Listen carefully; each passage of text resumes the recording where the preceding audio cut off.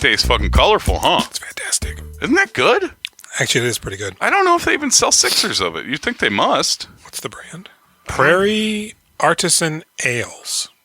This episode of We Doing Filmography is brought to you by Prairie Artisan Ales. Rainbow Sherbet. Sour ale with rainbow sherbet flavors. You're saying sherbet too, huh? Yeah. Sherbet. There's no R. Stupid. Everybody says sherbet. Yeah. Why?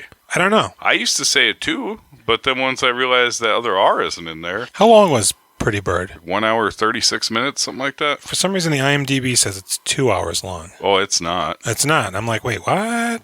20. Pretty Bird, the 20th film for our friend Billy Crudups. Yeah. All right, everybody, here's the synopsis for Pretty Bird.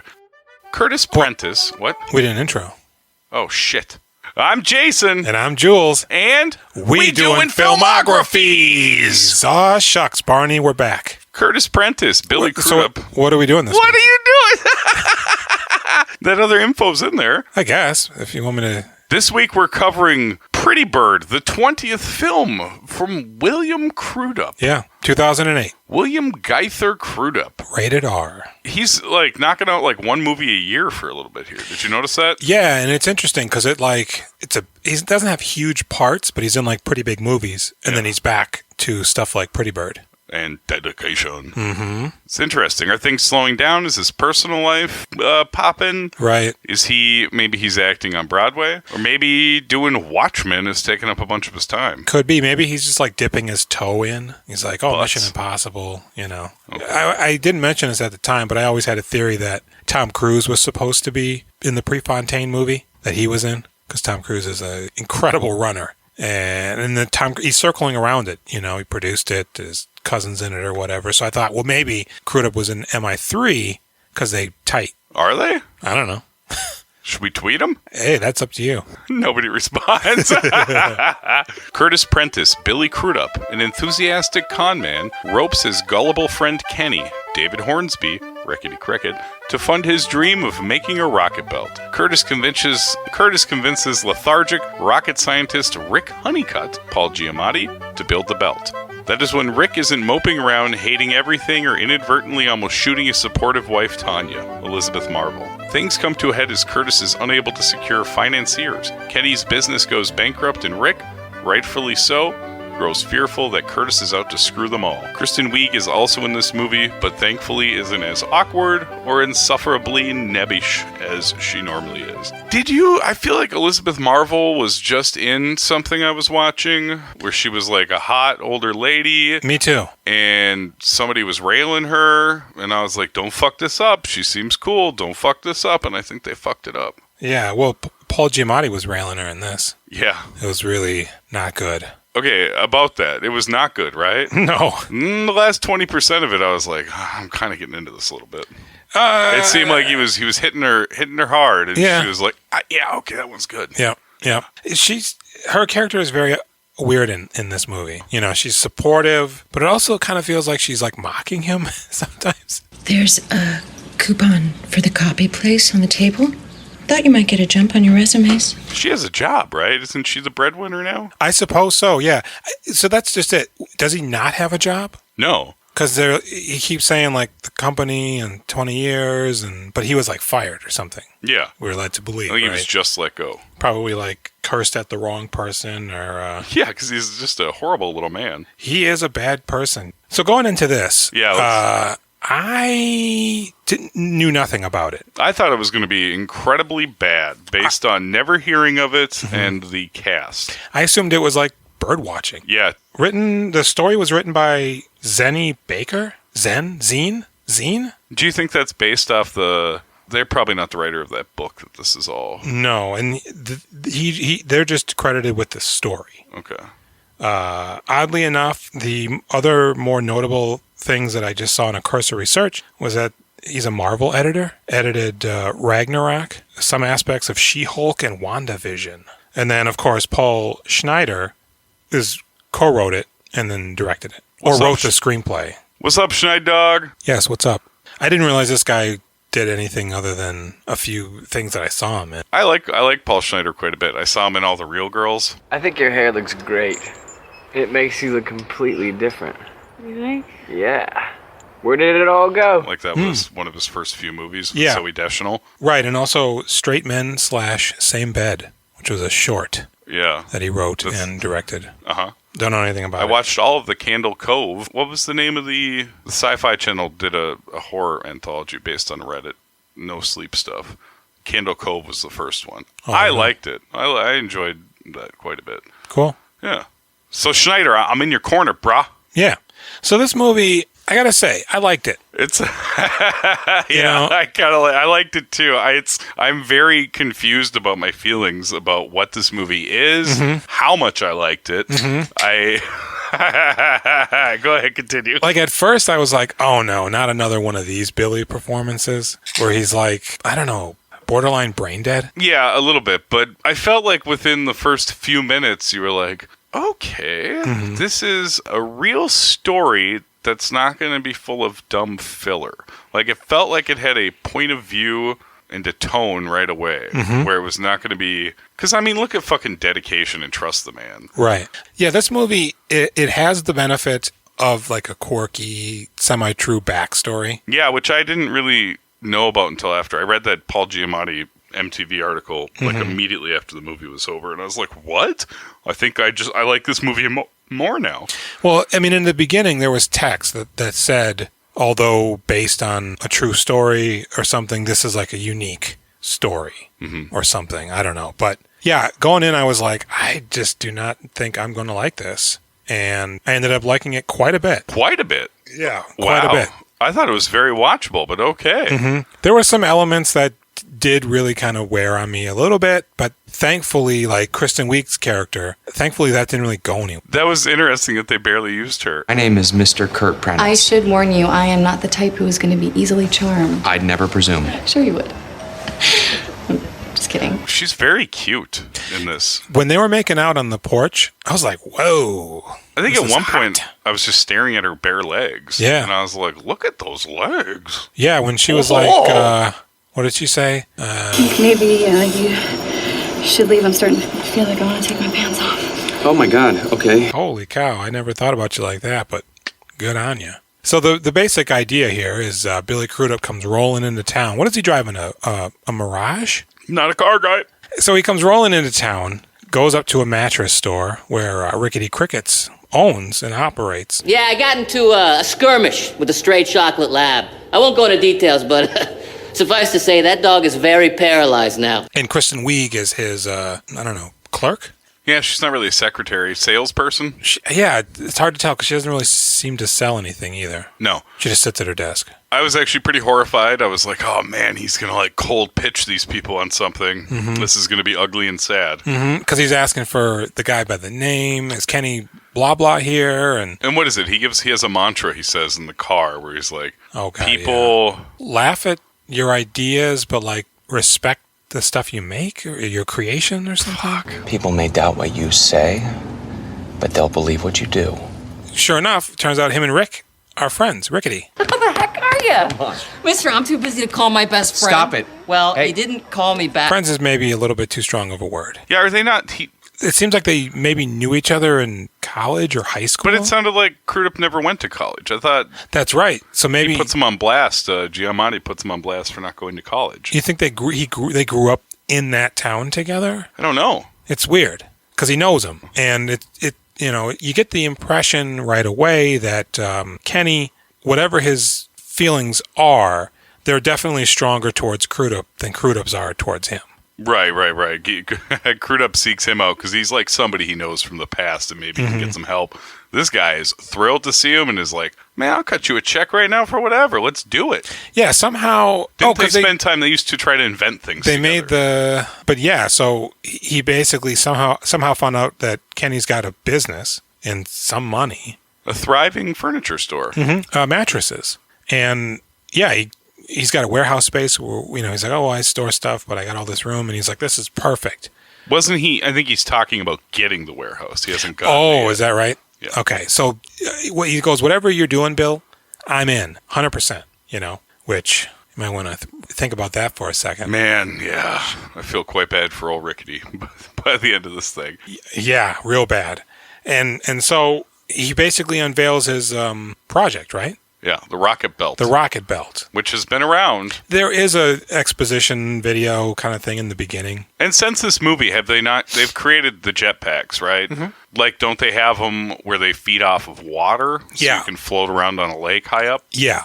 Because this one, you can only blast yourself up like 20 or 30 feet because the blast of whatever's firing out has to hit the ground to propel you up. So you're not going 100,000 feet in the air. 100,000 I couldn't think of. And you're not like a rocketeer. No. You are a standing position. There needs to be hovering something around for your gas to hit. Yeah, so you can't just go Superman mode. Yeah. And, you know. And so he's like, fuck, man, let's do it, I guess. And so Billy gets to work trying to find a rocket scientist. It's interesting because Billy's got some good ideas in this kind. Yeah. He's a little bit of a knucklehead, but he's got the drive and he knows the steps. Now, the product he is creating is a poor choice, but he's getting her done. Yeah, he even says his genius is that people like him. Yeah. He's likable. He's able to, through his personality alone, talk his way in, get information. He's going on this whole outer rim search to find a guy and slowly bringing it in further and further till he gets to the nucleus. And he gets Rick Honeycutt's name. So he calls him. I love this 3-step system where he's like, well, he calls him and he kind of verifies a few things. And he's like, when you were a kid, did you ever have that dream about flying? I have my pilot's license. I'll note that as a yes. You'll be hearing from me again. Good day. And then eventually he lures him to the back conference room of a diner. Yeah. And talks to him for a few minutes. You're hilarious. You'll be hearing from us soon. All right, you'll be hearing from us again. Right. He thinks that's the move, and it kind of works. I don't know that you had to dangle the carrot with Honeycutt. I think he was just looking to get to work. Yeah, because, so first when he calls him, he takes forever to get on the phone. He makes his cereal, he takes a bite, and then Billy's just listening, and then he does the thing. They go to the restaurant. Billy doesn't order food. Paul orders some breakfast, and he's livid when he doesn't get his sausage patties, but instead gets links because they're out of patties. He gets real mean. It is 9 a.m. in a diner in America. Handing out sausage patties is your whole fucking job, sweetheart. Yes. He's a nasty boy. And I like Billy. He's, okay. Okay, I think we'll have the check now, Erica. Thank you. Bullshit. Billy's all about being nice. Exactly. So he's like, he's testing him. Did you go to college? Whatever. He insinuates that he's also a scientist, even though that's very much not the case. And he's like, hey, what is this? And he shows him a blueprint, and it's a leaf blower. Very good, he says. And then he breaks out his folder, and he shows him the jetpack. The rocket belt. Yeah. And Paul, he's like, of course I've heard of this. I'm an engineer. It's one of those things, right? And they kind of allude to this in the opening exposition dump, but it's that elusive sort of white whale that rocket scientists have been trying to crack. But it's stupid because people have already invented it. Yeah, There's big time. Footage of people doing it. It's just that it's so stupid. It's like there's no application. Yeah, I mean, this. Sure, that's cool. It's too expensive to float in the air. Mm-hmm. At least the water one, as long as you're over water, you have endless fuel. Yeah. The same thing with the big fan and parachute. Sure. In a building, you go there and you float around above the fan. Yeah, like the guy who parachuted into that boxing match. You remember that? He had a fan, and he just comes flying into the boxing match. That's not what I was thinking of. What are you talking about? What one? What boxing? There was a guy. He had a fan. In real life or a movie? In real life. We talking filmographies. I'm just kidding. I didn't see the real life thing. Yeah, I'm pretty sure it was real, and it may have been a Tyson fight. All of a sudden, it's an outdoor or open arena, and this guy just comes right into the ring, and everybody's like, what the hell's going on? Okay. It may have been some promotion or stunt that went awry or whatever, but so Paul's in, but Billy still, he yanks it back, and he leaves. And not only does he leave, but he doesn't cover the check. Nope. So Paul just bought himself breakfast. He did. And, he's talking to his wife, and he's just like, I don't know what the hell is going on. But she's like, look, man, you've been passed over for 20 years, and now's your time, I think, to step out and do this damn thing. I bet if he wasn't such a fucker, he probably wouldn't be getting passed over. That's just it, yeah. There's a middle ground where you stand up for yourself, but you're not an asshole.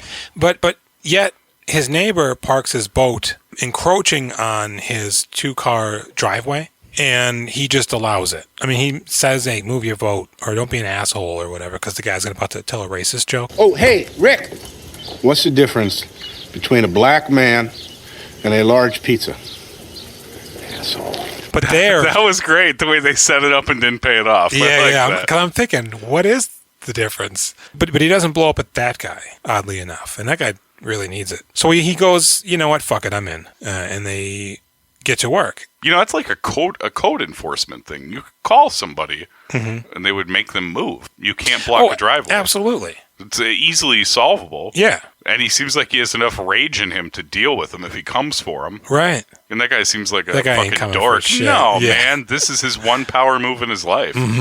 Fuck that guy. So they're going down the list. Hey, what do you need? Well, I mean, you know, science stuff. Fuck, dude. Fuel, a station. Are you immediately horrified by how much old furniture store Rickety Cricket's going to have to dish out? Absolutely. Like, everything they list is going to be wildly expensive except for beakers. Well, and I imagine a point was coming where he was going to say, I can't.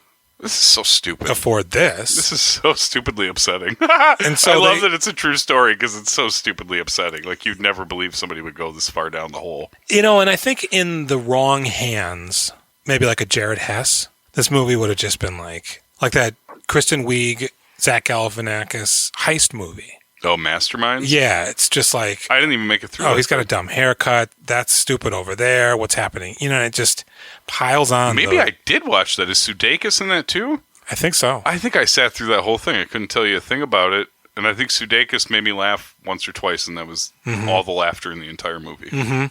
But this really has a very dark edge to it. Yeah. That's just like following it close the whole time. It feels like... You don't expect anything incredibly bad to happen, but you're like, man, some bad shit could be happening next, you know? But so Rickety takes out a loan, sets them up with company credit cards. They're called Fantastic Technologies? Yeah, Fantastic Tech, yeah. Because it's like elegant, but also a bit sci-fi. It's good. It's perfect. It's generically perfect. The logo is generic, but the name, is generically perfect. It's something that would be in like a B movie, sci-fi movie. But so Asif Mavdi, he's the Ted the banker, I think is his name. And he's just like, I gotta tell you, you know, startups are rough, brah. You sure about that? Oh, no. This one can't fail. So he takes out, I guess, like a $50,000 loan or something. You think that's it? Well, because when he's looking at the books later, in the margin, it's like, cleaning supplies, $30. Dog food, $20. Mattresses, $500. Money to Curtis, like $58,000 something, I think. It's like, oh boy. But impressively enough, they actually make a lab. It's a nice lab. Like they fabricate an office. There was no office there before. And Paul gets to work, you know? It is too bad they didn't have a better product because they actually, the three of them work together pretty well. Like each one of them comes in handy in different spots. Yes. If it was just not this fucking rocket belt, man. Right. And the whole time you're thinking, man, they could really do something. And then you see the product and you're like, no, I don't think they could. I mean, it's impressive that they did it.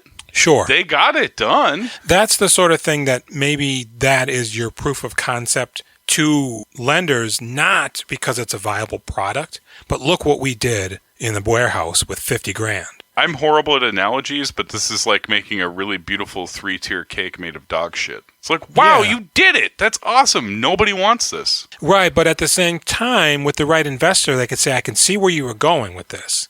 How about you use real cake ingredients next time? And the dog shit seemed to be really expensive. Was it imported from somewhere? Yeah. So a little bit at one point here is when Kenny seems to make it known to at least us, and probably Billy, because he kind of skirts it a little bit, that it seems like Rickety's a little bit romantically interested in Billy Crudup, because he asks him out to the opera. He's real nervous about it. Oh, man. Okay. Didn't pick up on that. Was wondering about the gay angle after reading the article. Okay. Oh, I was trying to figure that out. I was like, it's got to be Rickety. Yes. Okay, that makes sense. They establish it a little bit. He's got that tiny little dog. He's really excited about his scones or biscotti that he's making. Man, I just thought he's excited about the biscotti. And I wish that were the case. I wish it wasn't just like, yay. Yeah, I just thought he had a small dog and was happy to have made the biscotti. Right. And then earlier, though, when Curtis first gets there, he's like, hey, I see you're hiring with your dick. Oh, yeah. And he goes, what do you, he goes, Kristen Wiig, she's sexy. Oh, yeah. Yeah. I didn't notice that till just now. At first, I thought that was him being, trying to be cool. Like, yeah, that's what he did. And now he's just being like, oh, yeah, she is attractive, I guess, or whatever. But in hindsight, it kind of feels like, never even occurred to me. Yeah. Dude, I thought he just wanted him to go with him to the opera.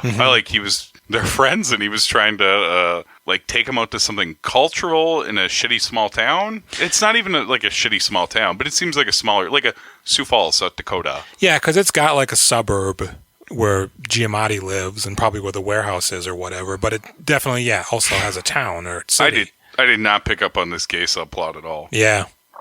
And so Billy, he's been going to banks, cold calling, all sorts of shit to get money, and he's just not having luck. No. Later on, when you actually see his pitch, you kind of understand why. But he goes to see, what's that dude's name at one point? This is Garrett Dillahunt. What's the deal with his legs? What do you mean? His legs. They just kind of dangle around. It doesn't look like he's flying. It doesn't look very cool.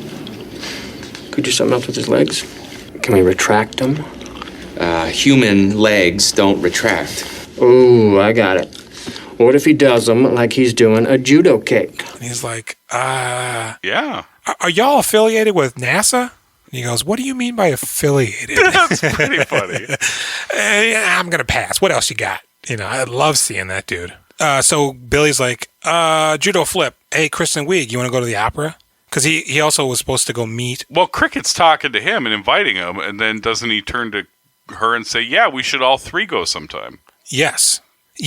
But also, Cricket had set up some sort of a dinner with a financier that he wouldn't tell Billy who it was.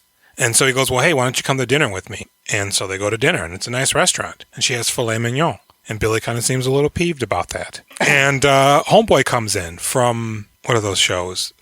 American Horror Story? He's in there. He's in a couple of those. Dennis O'Hare. He's a real shithead. And so there's some history. It seems like they're both confidence men that had worked a racket previously that failed. Well, the way that I took it, and I could definitely be wrong, is that, I think I was viewing this movie wrong, and you were picking up on it right, is that Crudup already grifted him or involved him in a business that sunk like a rock, but I would wonder why he would want anything to do with him ever again. Right. But perhaps you are correct that they were running rackets. Because he's not putting any money on the table. Man, I thought that Crudup was just like a dummy trying to get something off the ground. I didn't really think it was malicious. It suggests almost like a Better Call Saul kind of backstory. Where, he was a real grifter. Shitter? Had a partner, had a real shitter. Real shitter. Had a partner, this guy, I guess, who together ran some schemes, but his failed for whatever reason. I don't understand where Rickety comes in with that device that they had created, how that worked.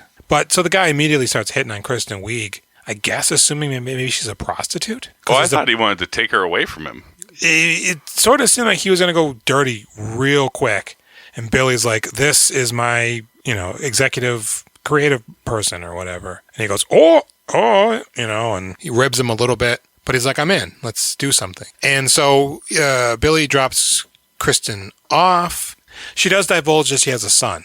Yeah. Earlier, she talks about The Exorcist and how Billy, because they're like, oh, well, I like movies. I like movies too, Well, what movie changed your life? Because for Billy, one of the movies that changed his life was From Russia with Love, where he first saw the rocket belt.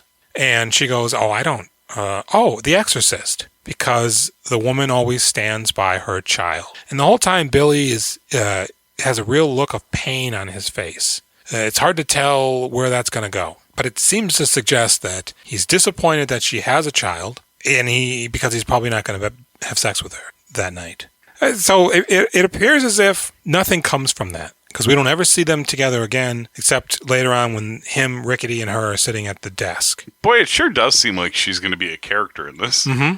I assumed they didn't like film a bunch more scenes with her because I think they would have kept her in it unless Paul has integrity and was like, no, just because she's funny in them doesn't mean I'm going to keep the scenes. Could be. Maybe that's why IMDb says it's 2 hours long when it's not. So right around this part, so Paul, he's missing the schematics for a fuselage or some sort of a fuel, what would you call that? Injector or limiter? Some sort of very important part. Yeah, which he discovers almost immediately on a VHS tape that Billy was bandying about earlier. And so it's like, fuck, I can finish this damn thing. But then it immediately goes into Billy in salesman mode where he's talking about Prentice Enterprises or something. And Paul's like, what is this? Dude, again, I'm on Billy's side here, and I think that this must be a videotape from, like, he taped that first part over an older tape, a failed business previously. Yeah, he's been trying to do this for a while. Prentice,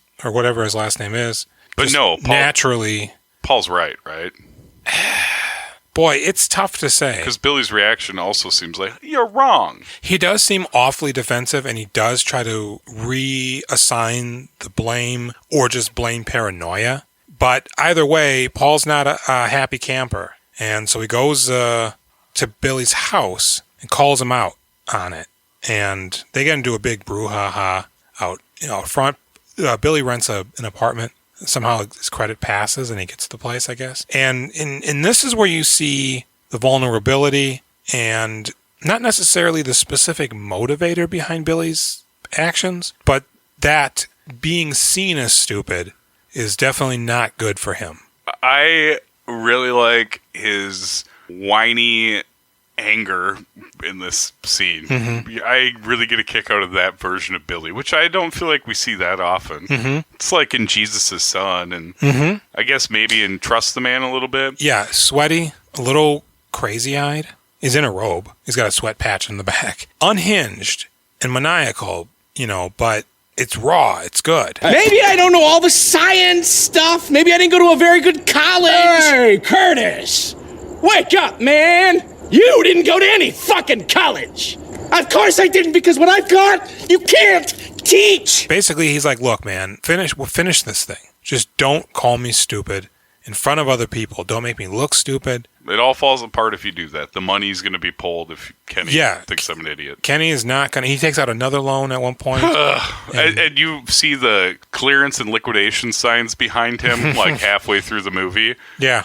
Oh, boy. So he's like, just finish the fucking belt. God, this makes so much more sense if he just wants to be with Billy. I was going to say fuck Billy, but just be with Billy. It's so much more sad.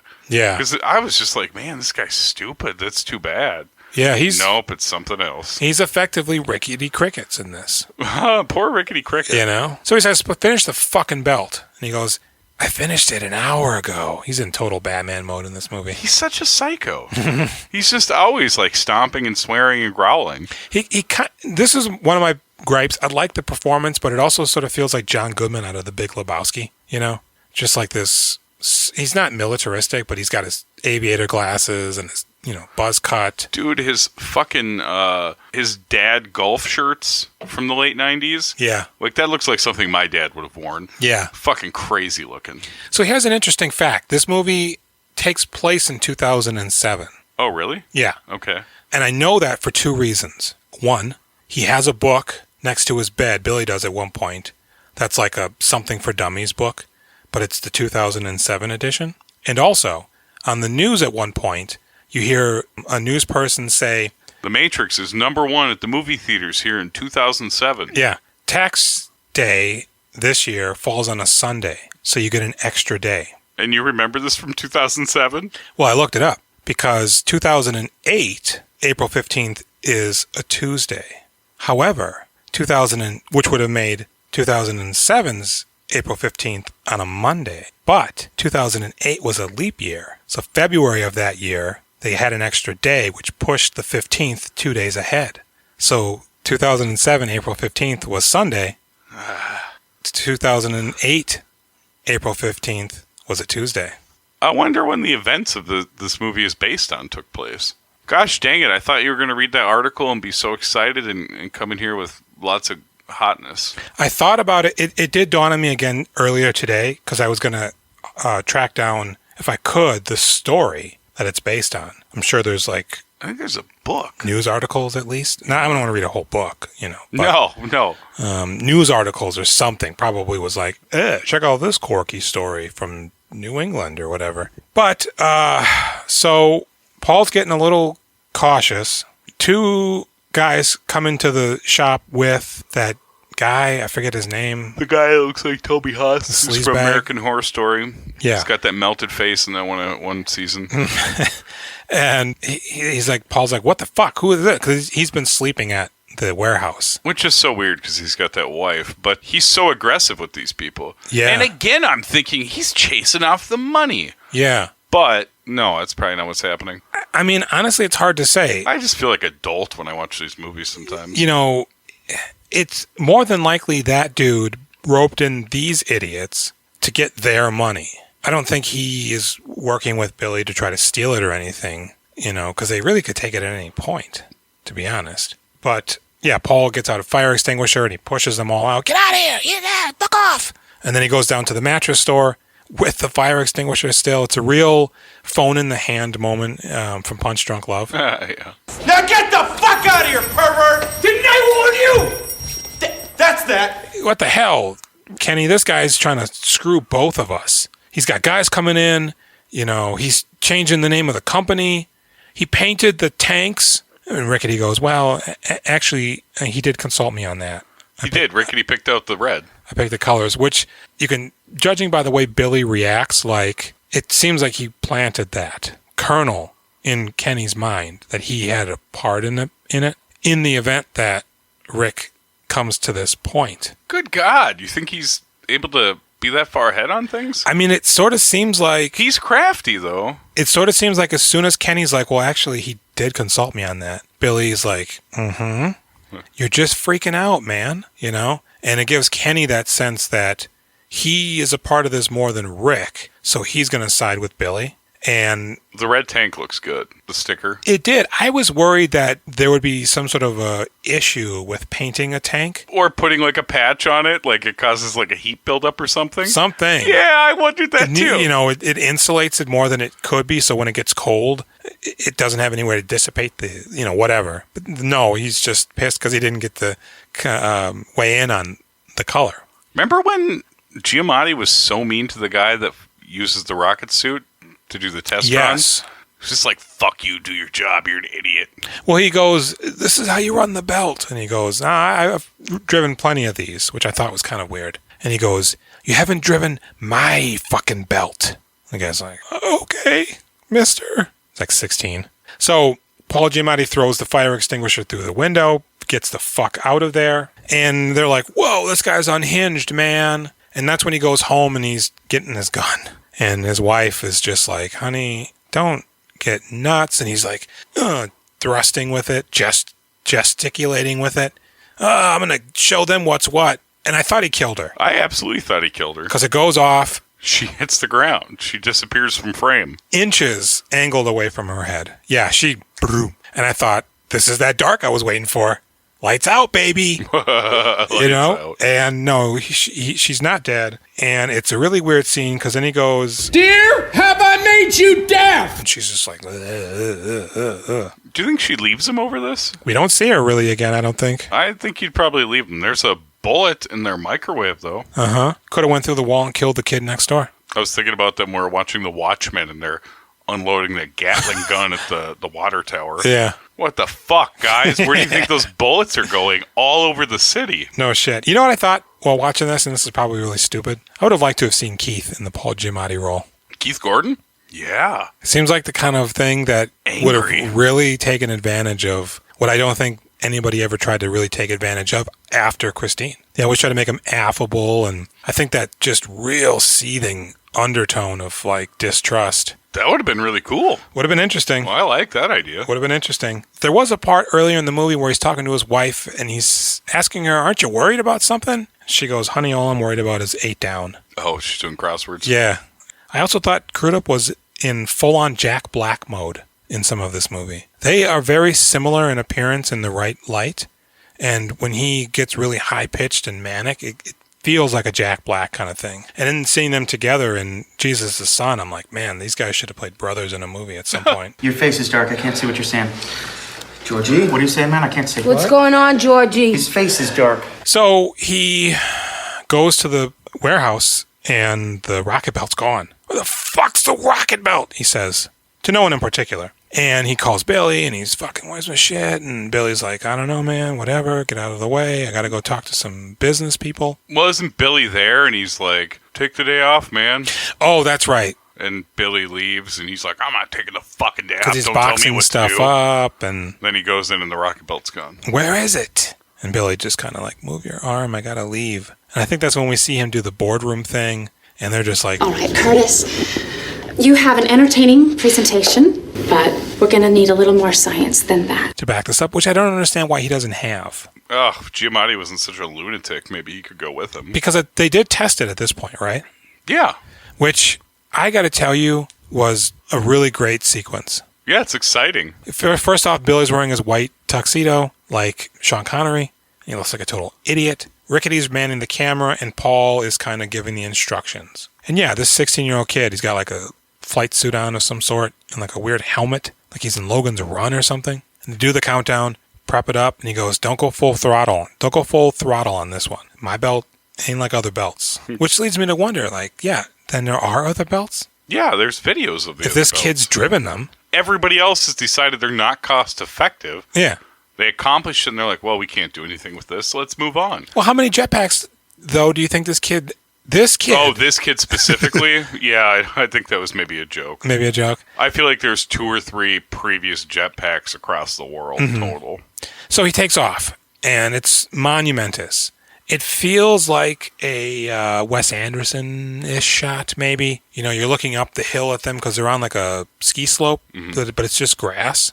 At this point, it's off-season. And this dude's just hovering around. I wanted to look this up, and I forgot to. I was wondering if in fact... it worked, or if it was like he was just on a harness and wire. I assume it's probably a harness, man. But he takes off, he goes about 15 feet in the air, hovers around, comes back, and slowly lands. Yeah. And it's fucking dope. How expensive do you think it is to be up there for that 30 seconds? You mean in like fuel cost? Yeah. I don't know. I mean, I feel like a lot. A tank of hydrogen, liquid hydrogen, is that what it was? I don't know. It would probably... Well, I mean, when he tries to buy the tanks and his card gets declined, it seems like it's probably expensive. Yeah, it wasn't enough where he was like, I'll just cover it and talk to, Curtis or whatever. Good thing he didn't. Yeah, but he blew up at that lady. Scratch that last order. Can I ask a question? And what the hell is this over here? What the hell's your beef, sister? I don't have a beef. What's your beef? Hey, you don't need to talk to her like that. I'm gonna. You just watch your mouth, okay? Lennon Parham? What's her name? Okay. She's a funny lady. That was uncalled for. And that guy would have squashed him. Yeah.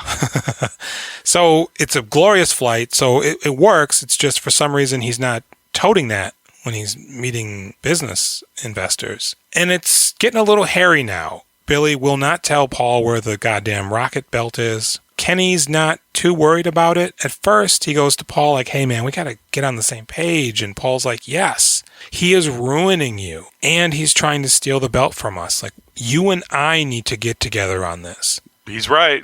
He is, but Kenny's like, no, he wouldn't do that.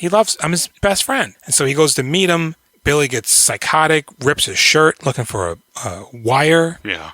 Oh, you've been to his house, huh? And all this shenanigans. And Billy just takes off. So he gets a call from a somewhat secretive investor. I really am interested in this thing. Well, he goes to the storage unit too. Giamatti goes to the storage unit. Right. He thinks he found where Billy hid the rocket pack. And when Billy leaves, he sneaks in there and there's just a sign that says, suck it. Yeah. Because, of course, he realizes that Paul's going to be following him. Oh, it's so weird that he's smart and stupid at the same time. But what's even more weird, as I think more about it, it's almost like it's no longer about the rocket belt. Now it's about the attention of Paul Giamatti for some reason. And so he goes to meet these investors. He's got his dumb tuxedo on. He goes out to a really nice palatial estate. And I'm thinking, oh, I wonder if these are guys that he grifted before, now caught up to him. But they bag him, punch him in the face a few times. Dude, when they come out with that trash bag and they put it over his head, that's super scary. Right, I'm thinking... I thought they were going to kill him. Chainsaw. Yeah, this motherfucker's about Cut to him die. up. Yep. Because he's, the house, as soon as he walks in, it's a really nice house, but everything's under sheets, waiting for a conductor or somebody to move in there. So it's already giving off vibes. This isn't their house. Right. And it isn't. So they grab him, they throw him in a box, and they're just like, where's the belt? Where's the belt? And they're just grilling him, where's the belt? And finally they let him out. And he pooped in there, of course. You dropped a quarter-pounder of BM in there, bro. Hasn't eaten. They give him some water. He washes his hands with it. And Paul Giamatti, and they're on a yacht. Paul Giamatti comes up, and he is just like... Curtis, where's that rocket belt? No, I'm not telling you. Oh, please tell me. No. Oh, come on. I'm not going to tell you. Where is it? No, Rick. Fuck, man. This is crazy. This is crazy what we're doing. You've been in there for 8 days. It was supposed to be 5. I was late. I'm sorry. Something happened. It was an extra 3. And you're wondering, who are these guys that Paul could hire them to kidnap a man and leave him in a box on a boat? How does he have balls now when he couldn't even deal with that neighbor? Well, and yeah, how does he know these two guys with a yacht? They're willing to possibly kill this man for no reason. One of them has a gun. I mean, it's probably also not their yacht, just like that was not their mansion. He's talking about epiphanies he had while he was in the box and shit. And Paul's just on the verge of just dissipating into atoms. He's so fucking upset. But he won't tell him. And Billy jumps off the boat. Yep, he sees a boat going by in the distance, and he just makes a run for it, jumps in. Guy pulls out his gun. He's about to shoot the water. Paul's like, nah.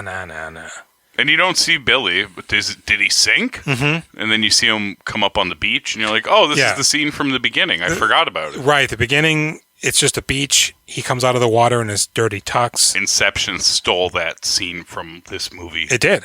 I was thinking, at some point he must use the rocket belt to flee. And then it crashes in the water. Okay. And then he swims, but no. And so Paul Schneider rolls up with his dog because, Billy's passed out on the beach. And we get a text that's nobody ever found the rocket belt after that. And it ends very abruptly. Okay, let me read this article to you before we get into things. Paul Giamatti finally unveils Sundance 08 dark comedy Pretty Bird. This is an article by Adam Rosenberg on MTV from June 30th, 2010. Together, the three men slowly come to realize their dream of creating this rocket belt, only to have everything fall apart when lies and mistrust pave the way for a much darker turn to occur. It's all actually based on a true story, one which skews close to the reality laid out in Paul Brown's book, The Rocket Belt Caper. Schneider was writing a script based on these guys' lives and this whole event that happened with this belt that they made. So we got together with Schneider and scraped together a little bit of money and made it in about 3 weeks. Oh, wow. It's a very entertaining film, thanks largely to the performances of the 3 actors. Unfortunately, 2008 was a rough year for Sundance. For the world, really. And with the financial crisis looming. So Pretty Bird never saw the wide release that it deserved. One of the reasons people wouldn't buy it is that the movie was deemed too dark. So it was cut in an attempt to sell it to a distributor who was interested in it. The movie was indeed cut, and I would caution anyone who wants to remain spoiler-free to stop reading here. There was a big dramatic change, which was taking the guy's death out, he said, referring to Hornsby's character, Rickety. In the original version, Hornsby plays a homosexual man who, frustrated by the way things have gone, picks up another man and brings him home. The death happens off-screen, but there's a suggestion that the apparent gay-bashing, burglary-related murder was contracted by Giamatti's Rick Honeycutt, who by this point in the story has become unhinged. Whoa. That was always the most controversial point in making the movie at all, was that one of these guys did die under mysterious circumstances. That's why the disclaimer had to be there at the beginning of the movie. Oh. Because nobody had ever determined what happened to that guy. Crazy. There was suspicion that the guy I played had something to do with it. They never nailed him for that. They nailed him for kidnapping and for other things, but they could never pin the guy's death on him. So in the original movie, it was made very ambiguous. Yeah, because he doesn't necessarily disappear, but things go really weird after the kidnapping. Well, it says nobody knows where he is, I don't think. I think he sort of disappeared. He also says Rick Honeycutt, Giamatti's engineer, the actual man is in jail now on charges of kidnapping, among other things. Yeah. They really did put him in a box. Oh, wow. Fuck, dude, right? There was a part earlier where Rick's looking for Billy, and he goes to his apartment. He brings out a ladder. He climbs up. He's like trying to look in through the balcony. And the rental lady lives next door. Who's so cute. She reminds me a little bit of like a Kristen Bell. She was in True Blood. She was in a handful of things right around this period. She's very adorable. Oh, that's probably the person that they mentioned, the only trivia for the movie, that she's in 2 scenes. But she's like, what's going on, you know? And based on her inquiry, Paul Giamatti doesn't insinuate that Billy's necessarily having trouble with the law, but he does allow her to speculate and assume that that's the case. And also kind of presents himself as like a law enforcement agent of some sort. Mm. So he goes to her, he goes, here's my card. If you see him, give me a call. And I was thinking, what do you think's on that card? Rick Honeycutt? Engineer? Yeah, that's weird. Right? Like, it would have to be something that would be related to law enforcement, or just a blank card that has his name and number, maybe? Mm-hmm. I don't know. I was wondering about that. So that's it, man. That's the movie. And boy, it is an hour and a half. Oh, and right before the end, Paul Giamatti throws eggs at that guy's boat. Yeah. He finally loses it, has a large glass of whiskey or scotch. And 2 dozen eggs. Yeah. And just throws them at the guy's boat. Chucks them. Which, all right. Yeah. Once they dry, it's a real problem. That's what I was thinking. It must be what he was hoping for. So doesn't look like much when you first do it. No, and I got to tell you, I like this movie. It was one of those movies where I'm watching it and I'm thinking, God, I may have seen this. But like I told you, there was never a definitive moment where I said, this is the scene. So I'm thinking maybe I did see this. I just don't really, it wasn't all that memorable. Because I was going through, phases. I went through my Philip Seymour Hoffman, my Paul Giamatti. Or it's more than likely that I just never saw it, but I'm glad I did. Yeah, I wanted to tell you that I was enjoying it. I don't like to tip my hand too much to the text messages, but sometimes we can't help ourselves. Mm-hmm. But I also can't really articulate it because I do find it compelling. I didn't find it very funny. It's kind of funny a little bit here and there. It's more amusing on a whole, and it's done well. Yeah. It's strange. It's a strange fucking movie. Especially hearing that information about what was cut. I really wish they had not cut that. It feels like it starts over here and ends over here. Because Billy is very youthful in his enthusiasm. Mm-hmm. He giggles a lot and he likes to have secrets and, make himself up to be bigger than he is. And then that breaks down a little bit and he becomes more of an enigma.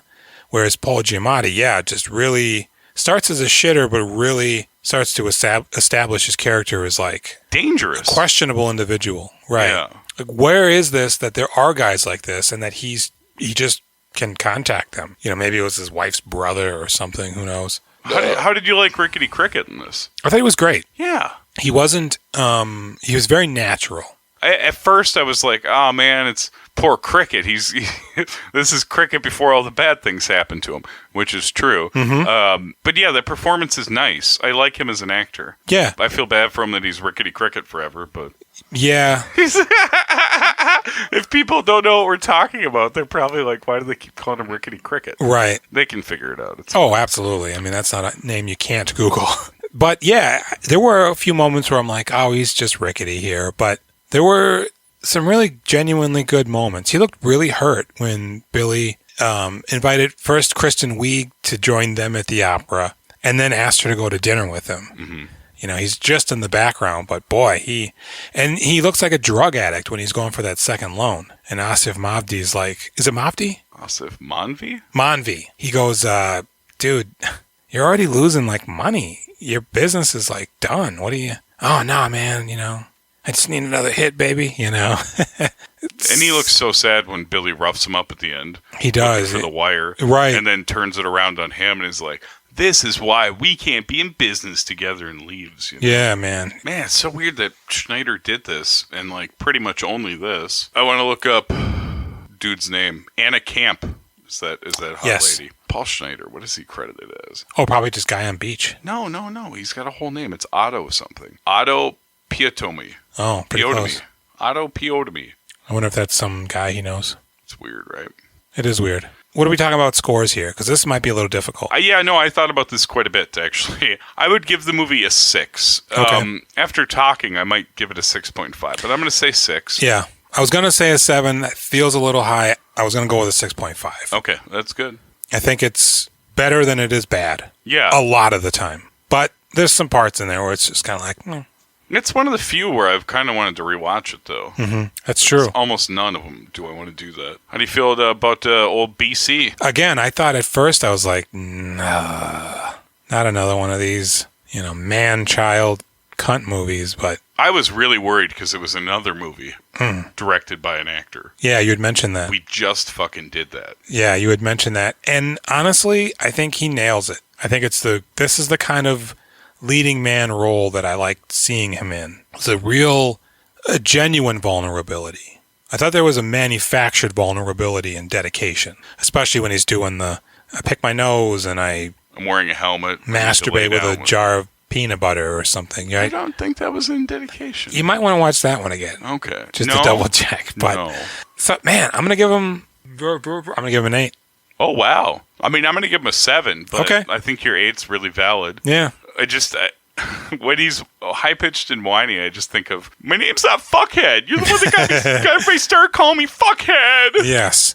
And I think it's elevated also by proxy with the people that are also in this movie. Yeah, good stuff. Do we say Paul Schneider, great job? Yeah. You did it, bro. Good job. I don't know if people gave you credit on this. I know I've never heard of this fucking thing. It's weird that Paul Giamatti's production company was like, yes, let's put money into this. Mm-hmm. It doesn't seem like a type of movie that you would make money on. All right. Find us on Instagram, Facebook, Reddit, YouTube. Mm-hmm. We doing filmographies. Yep. You can find me in my house. Yeah. He's got a Ring camera. If you go up to it, ring it, look directly into it, and say, Julian, I'm here for you. Mm-hmm. Here's that $1,000 I want to give you.